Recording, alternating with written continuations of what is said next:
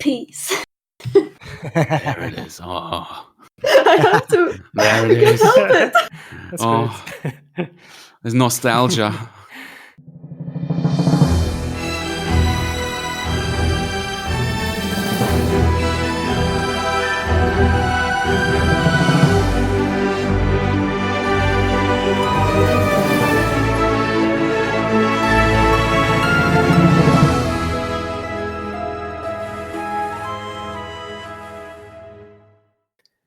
All right, episode 23 of the Long Haul Podcast. We would like to today welcome a couple of special guests, Cymen and Anger. Hey, guys. Hello. Hello. What's I'm popping? so glad to have you guys. What's popping? Go for it. Thank you so much for having me.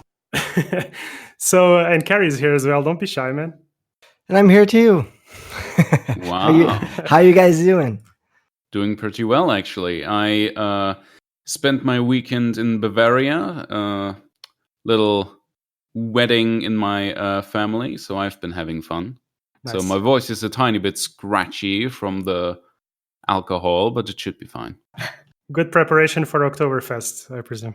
Oh, of course. That's Do you have that in Germany? That is a German thing. So That was a joke. yeah, we have it too. I saw like the Americans go really hard on it with terrible sausage and even worse beer. I actually lived in the States for a year, and that was quite surreal. They had an Oktoberfest where I lived, and it was surreal. It was like a cheap satire. It was quite sad, but interesting. Not trying to sound like a dick. It was just funny because they were like running around in these super colorful like lederhosen and all that, which don't have color in Germany at all. Natural brown leather and all that, but nah, they were running around in pink and neon green. Oh God! You sure it was the right party? Oh, it certainly was. Wasn't that spring break? No, it was not. That was in October. All right. And you, Anger, how have you been? I've been fantastic. Yeah, you got a couple of new videos out. Been watching that. Yeah, I'm grinding hard, man. Actual content, Pog. No, but it's really fun because like I finally have like a schedule and like a plan. Like I'm not just randomly like spouting out whatever is interesting at the moment. So it's really nice to like kind of get a routine with doing hero by hero, and yeah, I don't know, it's really nice. I'm also I'm also right now working on an anime review, so there's also that. Oh yeah, what anime? How not to summon a demon lord. Oh yeah, I have no That one's idea. popular currently. Yeah, that makes two of us. It's probably the worst anime in existence, but I propose that it is in fact the perfect anime. Oh, there's worse trash out there. Trust me, I've seen it. So both of you guys were in a podcast called The Secret Shop, right? Haven't heard from you guys in a while. You guys want to let everyone know what you've been up to in the DotA multiverse? Sure, if I may start. Well, first of all, about that past tense there, the podcast is still a thing, but it is in hiatus, much like Artifact's development. And basically, when that big blog post for a better Artifact came out, we just decided on the spot that it didn't really make sense for us to keep making the podcast while there's quite literally nothing going on. And even since there's only been a couple snippets, but seriously, I respect the hell out of you guys that you have been able to keep this train going throughout the long haul, TM. Well, just trying to fill the void, basically. Yeah, exactly. Yeah, what you're doing is great. Yeah. We just didn't feel like our podcast and the content we wanted to make would fit that void, basically. And as players and lovers of the game ourselves, we just felt like we didn't want to burn out on the game that wouldn't change for months or perhaps even a year to come. Blasphemy! So we just decided to put it on hiatus until, some actual big news or any word from Valve really comes along. I mean, you're also the guy that's behind the Artificers Guild, one of the biggest artifact channels. How's that been? Well, I'm more secondary to that channel, actually. That's been all Divok's show, pretty much. But I have made a few videos for that channel as well, the lore videos. And, I've been involved in that channel, but that channel has been put on ice by Divok as well, because he wanted a more general gaming channel and has been working on that since. It's called Project 69, or was it 65? So, nice Freudian slip. Nice Freudian slip indeed. And he's been doing that for a while, but he said that he will definitely turn his attention towards Artifact once something happens there as well, because he really loves the game as well. Like, he wouldn't have put in that much effort if he didn't. And I always thought that it was kind of sad that the highest top-rated post that his channel ever produced on Reddit was the one when he said that he would shut it down. Never really gained any traction on any of his other content on Reddit, but the Doom posting strong. Man, this Reddit has been... I've learned a lot, Yeah. It's best not to focus too much on that, because you just get stuck on it. It is quite the story, that subreddit. Indeed. Like a carousel of feelings. What about you, Anger? I personally love the Artifact Reddit. And like I want to make like a history video about the ups and downs and everything, the history of the Reddit, like how it went from being super hype to like everybody shitposting about hating the game to like when all of a sudden the Twitch section became like all about like memes and stuff. Like, I don't know, is there a video about the whole like no the development of the Reddit? There's not at one point I think it was something like there was like 2/3 of all posts had negative amount of upvotes, and only 1/3 was able to get positive upvotes or something. I remember something like that because people were just downvoting absolutely everything. I mean, you guys know better than me. Like, you post something, whatever, it doesn't matter what you post. You post something, and it would be like the ride of watching the first few seconds of the post going down. It was just like, what the hell? It's like there were bots downvoting. I think, like, just saying that the people who are doing that and the people who are angry at the Reddit and other places, just saying that they're pieces of shit and not really, like, sympathizing with why they're doing what they're doing is kind of... I don't think that's right, because I think their anger and downvoting, even though it is very childish, it's just, like, it's just a reaction to feeling like their parent abandoned them and isn't with them. And it is venting, that's true. And it really is the case that they wouldn't be talking about it at all if they didn't care. Like, there are definitely some hardcore trolls in that subreddit who really just check on the Reddit to wallow in self-righteousness about being so right about the game failing. But other than that, the majority really are just sad about what happened and how Valve has handled it. And I mean, for a dead game and a dead subreddit, that's pretty damn active. I think the subreddit has been, like, the last 3-4 weeks has been like the best. I mean, if we exclude the hype phase, it's been like the best of all time. Yeah, a lot of people are turning around and just talking about how much they miss playing the game. Even Lumi made a post recently because he misses the game and just wants to play. I think people have been, now that Auto Chess is out and Valve has been acting differently, people have kind of come around to the fact that Artifact was actually a good game. Yeah. Yeah. It's an interesting phenomenon. Yeah, and once again, the DCL literally keeping this game on life support. So thumbs up. Yeah, man, I've got over $1,000 prize pool this month. Yeah, the true knights of the long haul. Seriously. Oh yeah, I really hope those guys manage to keep things going once the game comes back. Because yeah. But let's try not to be too depressive. Let's leave the dark ages in the dark ages. Yeah. Let's let the monsters under the bed. And I wanted to jump right onto it, dudes. TI9 is over. It was freaking awesome, and a couple of two big reveals: Void Spirit and Snapfire. Yeah.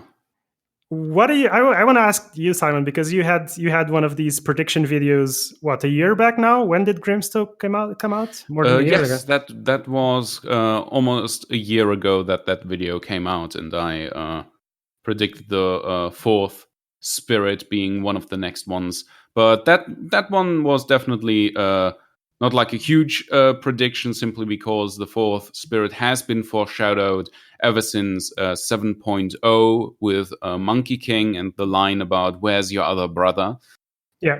So this has been a long time coming, and I especially love how they build up the trailer. Like, you can already tell by the design of the character that it is the fourth spirit, but and talking about his celestial brothers, but the way that they did the reveal of his belt buckle, which is a thing, that is like a thing that was introduced visually in the 3 Spirits update, when Earth and Ember Spirit were introduced into the game, and Storm Spirit got his remodel, because that update really focused on like the symbolism of their belt buckles. And like at the end of the trailer for Void Spirit, the 4th belt buckle is added and the crowd goes wild.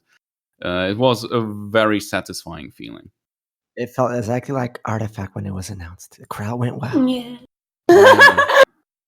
Certainly. Frothing at the mouth. And yeah, Snapfire, who was revealed before, was just super fun. But go ahead. Can I ask you, like, I'm not as into lore as you guys are, but was there any prediction at all that, or had someone kind of deduced that the fourth spirit would be related to the void, or was there any kind of ongoing theory about what because there's obviously agility, strength, intelligence in Dota. So, did you guys have any idea that the fourth spirit would be the void spirit? So far, we only knew about the color scheme, but some people did actually guess even the name like a year back and more, simply because of the color. Because from the Monkey King comic, we saw the color, and people just said, "Oh, purple. That's that's like Faceless Void, so the Void Spirit." Yeah, as well as the artifacts, the first logo, when you have that initial, like the trailer review. Yeah. There's a purple thing in the middle. When I learned that, I thought this is kind of a slight fail, because there's a fourth color in Artifact and it's black. Shouldn't it be void somehow? Shouldn't it be purple? Shouldn't the fourth color of Artifact be purple? So it made me think, like, is there a fifth spirit? You'd have issues with that. Well, I never thought of that. The fourth color in Artifact shouldn't be black; it should be purple. Yeah, I somehow. Wow. Yeah. Mr. Brandon Reinhardt, if you're listening to this, now you know. Wow. Somebody tell Steve Jaros he wrote it wrong. But yeah, for some reason, a lot of people are connecting the spirits to like the strength, agility, and intelligence things. And there's even people who are like, "Oh, fourth spirit means a new attribute." But I don't really subscribe to that theory. Do you, Anga? No, I'm in the no attribute gang. Yeah. He's gonna be the first hero with no attribute. Oh yeah. Or no primary attribute. Huh? How would that work? Well, Exactly. it means nothing. So Like Invoker? why would he have an extra attribute or a new one? I mean. I guess Invoker has a primary attribute. Yeah, it would not be the same. Well, okay. I think like 100% real, I don't think they will do anything to the attribute. I think he will probably just be an intelligence hero or agility. I doubt strength, but intelligence or agility, and like break the symmetry. Like I think because they have broken symmetry in the past, so I don't see why now they should force a new mechanic just to make it symmetrical. I don't know. I just need to ask something because they're the lore junkies, and I need to know this. Am I the only one that thinks it's weird that all the spirits have weapons except one? Oh, how come there's Storm Spirit has no weapons? Because he was an elementalist in his previous life, while the others were a general, a warrior, poet, and whatever the Void Spirit was. So one was a poet and has weapons, and the other one's an elementalist. No, a warrior poet. A warrior poet. It's like the whole philosophy meets conflict kind of thing. A very Chinese idea, basically. It's the whole Chinese philosophy, like Sun Tzu kind of thing. That's cool. Yeah. That is something that you can look into on my Grimstroke video, where I went into the spirits a little bit, because Ember Spirit is actually present and hidden as a silhouette in the Grimstroke trailer. I feel ashamed. I just feel shame now. All right, so nothing wrong with learning, even though you got schooled. It's fine. Oh, damn! I'm just gonna lick my wounds now. All right. How do you guys look at Snapfire? Like the other TI9 review? Anything spicy going on there, or any theories? Man, I love Snapfire so much. Like the Keen folk, there's just they're all fucking crazy and quirky, and it's actually the first female Keen, other than like Sniper has like a grandmother who is referred to, but like she's not an actual character. But this is the first like female Keen that is an actual playable character, and a lot of people are talking shit about her design being like kind of like League of Legends, and especially the lizard being like How to Train Your Dragon. But I don't know. I don't really mind. I think if you look at other heroes too, it's not really that different. It's not even true. That is such a weird fucking idea that keeps popping up. It has existed ever since Dota 2 was revealed. I was in those threads and I saw like, oh no, it's just League of Legends 2. And that was when they saw Doom. Like that was the first screenshot that was revealed back then. Yeah. People are just weird about it. They identify very strongly with the aesthetic of the games that they play, and if anything doesn't appeal to them personally, they feel like their character is being attacked. Yeah. I remember when I first saw Gyrocopter back like 10 years ago, and I thought this doesn't fit. It's not like a fantasy theme. It's more like a robot thingy. But you get used to it. Yeah, it doesn't really. It's Kinfolk. All the Kinfolk are like that. Yeah. I just wanted to say regarding the How to Train Your Dragon thing, the Snapfire's dragon, it looks to me like it evokes a dog. It looks like Toothless. Toothless to me evokes more of a cat persona, and this dragon somehow those dragons. Yeah, this one evokes more of a doggy. Yeah, somehow. And honestly, I don't see that much of a. I don't think they look that similar. Honestly, I just think it's a very cute bearded dragon kind of creature. Yeah, big eyes, tail, scales. I guess. Yes, very cute and lovable. That's the point now. I just hope they make it like super fun to play her, because all the skills that you can do with her look so quirky. It's really fun. Yeah, Valve is really good at like hiding the real skills of heroes and characters in the trailers, but also it's always a trick they do that sometimes they put more in there to see what appeals to people the most. So they're definitely like looking deep into the threads, looking at what people think would be cool, because there's some wild ideas about what she can do and what she is. whether she can, we as players are gonna control them separately, and she's gonna mount the thing for her ultimate, or if the fire spitting is the ultimate. If she's always mounted, then there's people who are saying she can actually dismount her little cookie bakery and will stay stationary while she's refilling on cookies. Wild ideas out there. Refilling on cookies. I love it. Yeah. I've also noticed she has a shotgun and a machine gun on the dragon, like on the seat thingy. So yeah, machine gun feels like the ultimate to me. Grandma, because she melts like Bat Rider with it. I also read that the fact that she jumps over the Timbersaw saw at the end, that there might be a skill as well, like Winter Wyvern flies around. Maybe she flies around as well. Who knows? I mean, Bat Rider also lifts up. It actually reminds me of a thing that Valve said that's been a while, because when they updated the engine to have Broodmother like crawl on walls, etc., they said that they were looking for ways to implement more of that. So maybe the lizard will be able to traverse terrain like that. We'll see. I'm definitely excited for those cookies and their effects. Their ambiguous, mysterious effects. Most definitely. The cookies are going to be the star I hope of the they're show. individual. I hope they're like super unique for each hero. That would be cool. That would be highly synergetic. But I suppose that would be a lot of work. It would be difficult to balance, but it would be super cool. Yeah.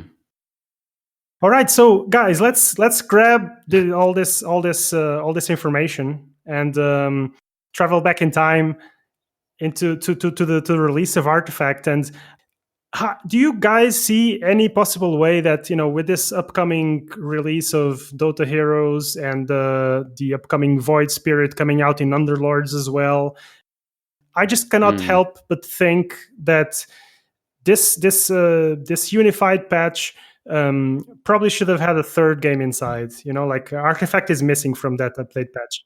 And obviously they could not do it now because of everything that happened. But is there any way that you guys? I mean, the lore of Underlords is still up for grabs, I guess. But do you guys have any comment regarding how these three worlds might unify in terms of lore? Well, I think that one of the reasons why it maybe doesn't include Artifact is because all the events happening in Artifact is actually just events of history being played out in different scenario being tried out in order to stop what's happening in Dota 2, which is the timeline resetting over and over every time the Ancient is destroyed. But Underlords seems more like just one part of history being played out in one game. So then it makes more sense that the Outlanders update would only affect Underlords and Dota 2 and not Artifact, because Artifact, it's just literally like the card game of them playing events back in history. So then the Outlanders events wouldn't affect it. Did that make sense? It did make sense. Although when you do read like the Artifact comics, there are the houses and there are these power games around the game of Artifact as well. And don't you think that might potentially tie into the Underlords lore as well? Like that. What do you mean the Call to Arms event? Wait, let me think. Which one is it? I think it's in the one about the Prelude one. The guy that is responsible for the House of the Cunning kind of quits his job because he says he cannot take it anymore. I don't remember his name. Apologies. And I wonder how that might tie in potentially with Underlords, because these sound like political games being played in the shadows in the background, and I wondered if somehow that could have any relation.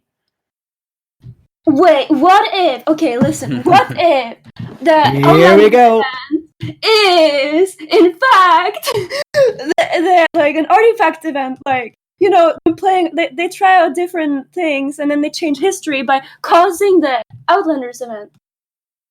The what event? So instead like it's not just not present in Artifact, it's actually like the entire Outlanders event is in fact one more game of Artifact, like another event cost, a ripple in the timeline cost by like the House of the Cunning and all the houses, Right.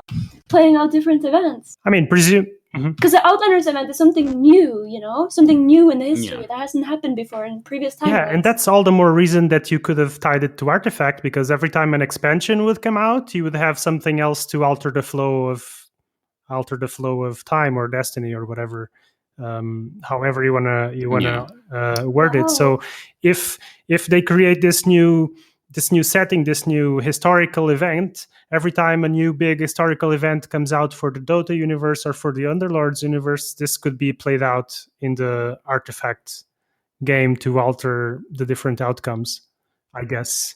I do think that if that is the case, that the Void will be connected to it, because the Void Spirit speaks of the Void as this place, realm from which he can see clearer, and that he has to help his brother so they can prepare for another threat to come, which is also something that has been foreshadowed in Dota 2 for a very long time. It almost sounds like there's going to be a different threat from the ancients in the future, and that we may someday actually close the chapter of the Nemesis stones for good, which would be very interesting, since that's the namesake of the whole game. And the whole angle with the secrets and with the Void being like a realm out of time, perhaps, because I personally think that perhaps Klezurime is somehow connected to the Void, meaning, Faceless Void and the whole chronomancy stuff, which in turn is again connected to the time stream fuckery of Artifact.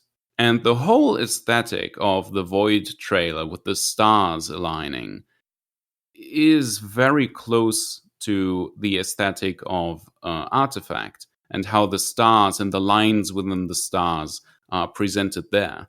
Like, because I was thinking about that too, because Prelex has the vision, the Violet Sky, a Sundered Moon, but the Sundered Moon event, I don't see how that can be tied with the Outlanders event, because the Outlanders event seems like it's an invasion of sorts. Yeah. Well, the Sundering Moon is literally just the Mad Moon containing the ancients exploding and landing on the planet. So the whole Violet Sky thing is only tied to the ancients landing and not the Outlanders. Is it though? What if the Violent Skies refers to something else? Because now we've actually heard with the Planetfall Arcana of Earthshaker, we heard of a threat that defeated a twin world to the Dota world. Something coming from outer space, apparently. Well, Slacks was kind of headcanoning that there was Dota 1 universe, right? Sure. But the smart thing about Dota's lore, in my eyes, is that they do manage to make references to things like, the old Dota and their own games, but they always write it in a way that actually fits the lore and has its own history as well. Like the Violet Plateau being a reference to Black Mesa, but that still makes the Violet Plateau relevant within the world of Dota. It's not just a reference. There's always layers to the writing that Valve does that way. And I mean, the whole update is called the Outlanders update. So people coming from land out there. Yeah. No, I definitely think the Outlanders update Professional has to do with etymology, by the way. No, I definitely agree. I think the Outlanders update has to do with like the Planetfall Arcana and whatever is coming from outer space. But I don't think it has to do with Artifact at all, unless they're keeping it super secret because it is going to be the second expansion. I mean, it's just one of these things. I'm just hoping. It's just one of these things where you have to wonder how long it takes for them to prepare these things, right? How long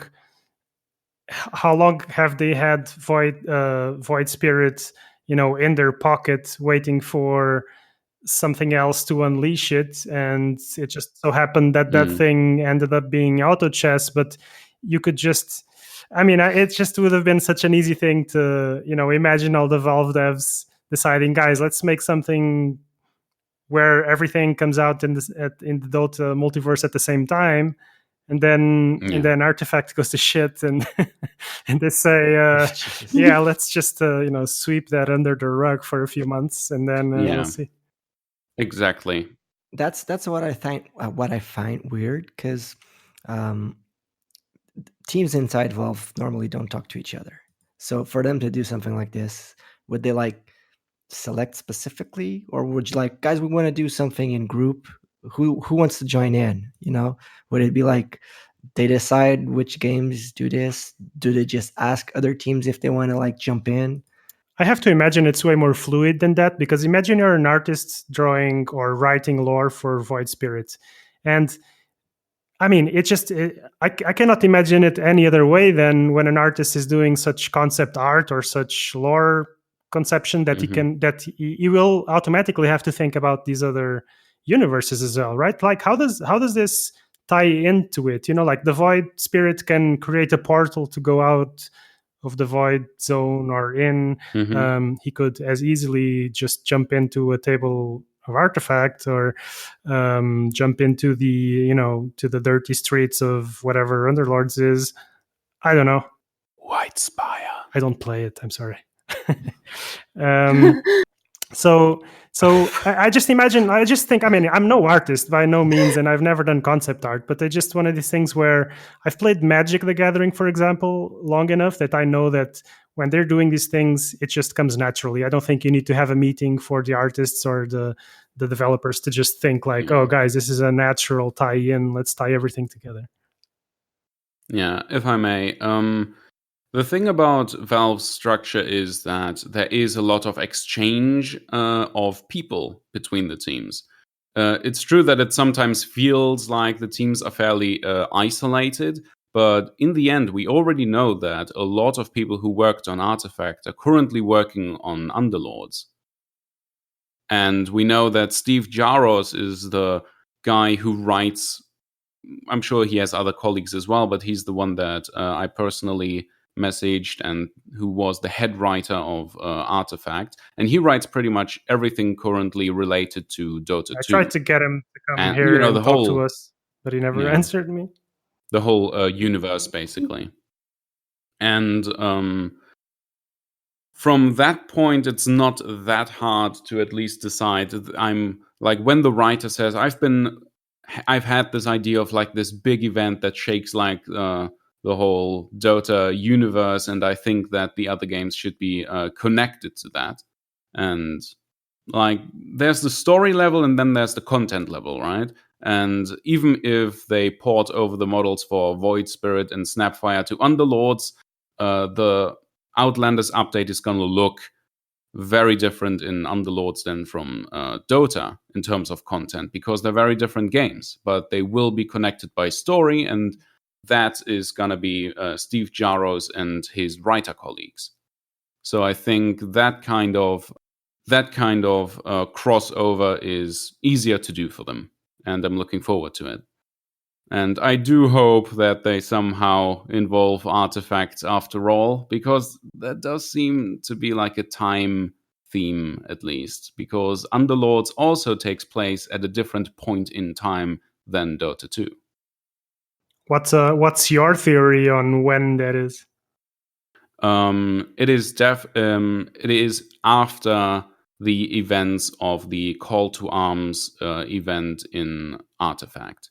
Because in Artifact, Meepo still talks about Mama Eep, whose death is the whole beginning of Underlords. Because Underlords is the battle for the control over White Spire, which is basically the Las Vegas of the Dota world.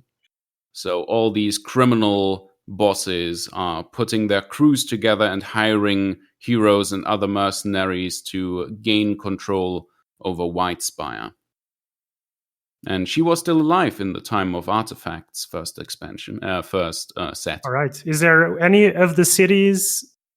So the White Spire is a spire, right? It's not a city, right? The spire is a spire. No, that is a city. It is a city. So it is the name of the city. Okay. That's not mentioned And it doesn't look very white to me either. It looks like a dirty fucking scummy place. But in the Call to Arms the maps, there's no mention of any city like that, so it's unlikely that the Bronze Legion or the Vol or the Red Mist went into contact with that, right? Or they talk about White Spire and Artifact. How do they? As well. Okay. Yeah, but it's not connected to the Call to Arms event. It's more talked about by the people surrounding Revtel and Weeping Rose and Bounty Hunter and Dark Willow, basically. That part of the Artifact story. So not Legion Commander and Rix and Sorla. How do you see that story progressing? Because now they have to go to Roseleaf. What's your take on what's going to happen? What's going to happen in Underlords? In Artifact. Oh, an Artifact. Oh, I think the end of the first expansion is when, because like basically for those who don't know, in the Roseleaf battle, what happens is Stonehall or Sorla Khan is planning an attack on Stonehall, and to do that, she makes a diversion in a place next to Stonehall while she's planning to go through Roseleaf and take Stonehall while their defenses are down. And then Legion Commander sees this, so in order to ambush Sorla, she occupies Roseleaf so that she will take the battle there and not in Stonehall. And then what happens is Roseleaf, the inhabitants, which are called the Vul, they rebel against the Bronze Legion. So Legion Commander has to fight both the Vul within Roseleaf and Sorla Khan from the outside, fighting her way in. And we don't know how the battle ends, but if you look at the card art and some voice lines in both Artifact and Dota 2, what seems like it happens is that Legion Commander is able to take down Rix's rebellion, but then in the end she loses to Sorla. And because of that, I think the next expansion will be about after Rix takes the oath and the dead are rising. So we have a bunch of undead Vuls and stuff, and maybe also Sorla Khan attacking Stonehall directly and not in Roseleaf, since Legion Commander was defeated. So that's how I think the second expansion. So presumably will be Galanius defending from the Red Mist, and then the Vul playing some unknown role, I suppose. Yeah, it's going to be exciting. I'm especially excited by the whole Court of Restool thing, because at the time of Underlords, the Battle for White Spire happening, one of the passive global items references the Court of Restool as well, and they reference that it was what the Vuls did in Roseleaf with the Court of Restool was a mistake. So they are already talking about the whole conflict in past tense. All right. The Court of Restool, can you... is that Galanius' court? No. I don't know how... I don't know. The court... Oh, okay. The Court of Restool... The Court of Restool is like this organization of demons. For example, which in Underlords and Essex is affiliated with. Yeah. Although she seems to be a fawn. No, she's a demon. You think? She's not a fawn, she's a fucking demon. I think she looks like I don't know, maybe she's corrupted. There's a lot of demonic corruption in the world of Dota 2 as well, but to me she looks more like a fawn, closer to Jolixia or whatever her name is. Yeah, thank you. And the naming convention is actually fairly close as well. I'm pretty sure it is in the lore text around in the game. Yeah, he's referred to as a demon, a secret keeping demon or something like that. I think she say she courts demons or something, but we'll see. Cool. So when can you? That was so much information. So when can you expect some videos about you guys talking about all of this? Well, I already have a bunch already. Say, I believe you uploaded something just today. What is that about? Did I upload something today? Well, perhaps yesterday, but come on, your most recent video, the one about ancient apparition and the heat death of the universe and all that. Oh, that's not. I'm just shamelessly reposting. Oh yeah, that was an old one, wasn't it? Weird. No, I think the most recent I posted was about Axe and the Oglodies. Oh, yeah, I saw that one. Yeah, 3 days. I love that thumbnail. Very, very good. Pussy Slayer. Yeah. Player, Pussy He Slayer. is though. He is. Great. He's a star. That's why he has that twink with him all the time. No, I know it's she. Yeah, I don't know where to move on from here. You guys, your knowledge of lore is just way deeper than I can. Too vast for me to try and manipulate in the conversation. So, you guys want to talk about something else? Anything else has gotten your interest recently? Or Anger, do you have anything? Otherwise, I will talk about how triggering Underlords is. Well, okay, so one thing I heard you say earlier when somebody was I can't remember who said what, but somebody was talking about Underlords, and then you said, oh, I wouldn't know, I don't play Underlords. Was that like a low-key like artifact player saying that fuck these Underlords casual? You know what? I think intellectuals such as myself who plays you know what? I Artifact. think deep inside, yes, but I gave it a try. I'm not above trying it out. I played auto chess. I played Underlords. I guess like maybe 3-4 hours, and I said, yeah, this is not what I want. This is just my replace. This is my methadone when I'm hooked on heroin. Like this is not what I want. I want artifacts. So. It's oddly specific. It's oddly specific. Here's the thing. Like, I think Artifact is genuinely a much better game. I suppose that's not a fair comparison, since that game was at least fully released, and Underlords still hasn't even reached like version 1 yet, right? And they just released an update that shows that they are ready to really change the formula of the genre with those contraptions and all that. It's just, I'm definitely waiting for the actual Underlords to come into the game, because I believe that those will change the game and the genre and push the boundaries a little more. And I do hope that there's going to be a little bit more control over things by choosing the Underlord of your team. Because currently, man, I know I've watched enough stuff online. I know all the deeper mechanics of it and how you can alter and better your chances. But in the end, there's so much RNG in there that I actually had the thought, what if this, the way I feel right now, what if this is what people felt when they played Artifact?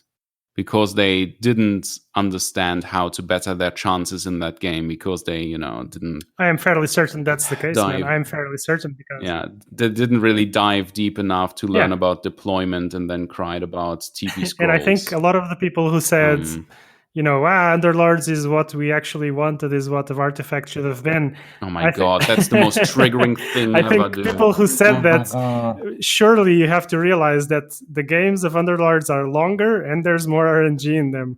Like, there's no way around. Dude, there's no way around. It's Underlords. Underlords is literally everything they criticize about Artifact. I'm gonna try to keep it down a bit, because I'm always like, about to pop a lid when I talk about this. But like, they talk about how, you can't control what things attack in Artifact. The arrows, oh my God. And here, even though there's like a dozen cards in Artifact with which you can alter aggro and tell people what to attack, and the positioning matters and all that. But no, Underlords has now had, with the head-to-head update, they managed to hide the fact how much randomness there even is in the aggro and movement of units, because when you fight the same person with the exact same board several times, there will always be different outcomes. The units don't even behave the same way given the exact same situation. Oh man, and the whole and the shop, you cannot always choose exactly what you can shop, and the shop is completely random. And also there's no imps. Like, what the hell? Like, I just Oh want my to- god! Don't People make anger. complain. Don't make people anger compla- start. Dude, no, but seriously, people complain about the imps in Artifact, and then they upvote those cute animations of people being shot out of cannons and being eaten up The grinder. by frogs and grinders and all that, and they're talking about, oh, I want to click on things so happy things happen, like in Hearthstone. Dude, the imps are the best. I love the imps. Give me imp hats. Yeah. I give me imp hats. Yikes. Oh man, it is really triggering. I mean, I understand. I wish Underlords all the best, and even though the game triggers me like no other, seriously, I get some really ragey moments with that game when you like roll down all the way, nobody is on your composition, and somehow you still don't get the units, but whatever. But I still wish that team all the best of luck. Valve definitely deserves another win on this one. I'm glad that they jumped onto the trend earlier. But I hope that they learned from what happened to Artifact, and that they learned from how people receive the work that they are doing on Underlords right now. And that the people who are working on the Underlords right now, once they move back to Artifact, that they take that mentality with them. Apparently, there's some rumors and some rumbles right now that once Underlords version 1 is kicked out of the door, that a lot of people will be moving back to the Artifact team and will be thinking about how to handle the That's relaunch. my theory. But you were telling you were saying about people learning from the experience, and that's something I wanted to say is, what the community has done with Artifact, not just shit posting and stuff. Like I might not like Underlords, but dudes, let's move on. We can coexist. We don't have to go hate on each other. So exactly.